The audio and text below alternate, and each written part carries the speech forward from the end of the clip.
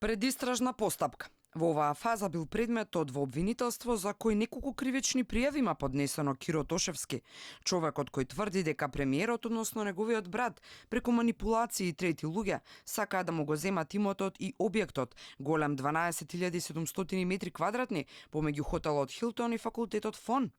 Тошевски поднел пријави за лихварство, за измама и против Настел, односно неговиот сопственик Азманов, и против докторите Маријан Стојовски и Владко Цветановски.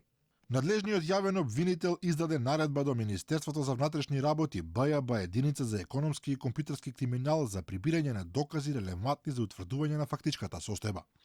По наредба на јавниот обвинител, МВР изврши разговори со пријавителот и со сите пријавени лица, а комплетната документација е доставена до обвинителството.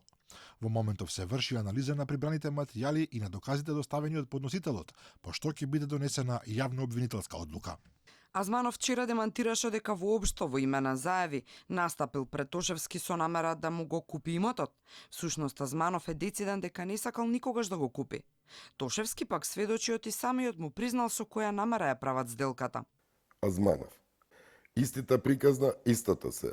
Истиот настап, све исто. Азманов веќе ги отвора сите карти со мене. Значи ми кажува... Што значи тоа ги отвора сите карти? Сите конкретно дека позади овој проект стои болница, СДСМовска болница, каде што зна да не се правиме и двајцата будали, значи да извинете на изразот, знаеш дека кој стои тук ќе биде вице и ти ќе бидеш за тоа што си попуштил, ќе бидеш, како се вели, почесен, до века лекуван кај нас. Значи веќе ме преземаат докторите, двајцата.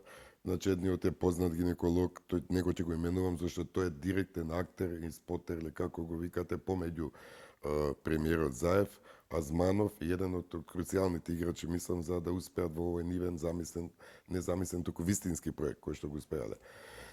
Тоа е Маријан Стојовски, гинекологот, а другиот е Владко Цветановски. Докторите одбраа да не зборуваат. Стојовски рече дека нема да биде во можност да ни одговори на прашањата, а Цветановски не возврати на нашите повици испратени прашања.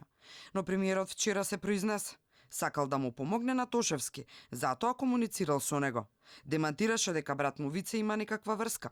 Може тој да објасни секој пат слободно, веројатно понудата ја давал на секаде по Македонија, на деловни луѓе, дадена и таму, ние немаме никакви точки на комуникација. Јас го прашав брат ми дали нешто е конкретно разговарано.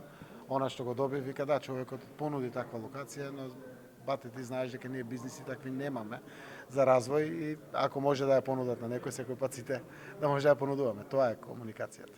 Вице Заев пак пред 2 дана ни одговори дека секојдневно добивал различни понуди за градежни земјишта од различни бизнисмени, па немало логика да влегува во нешто што не го сака, мислејќи на имотот на Тошевски, злоупотребувајќи го името на неговиот брат.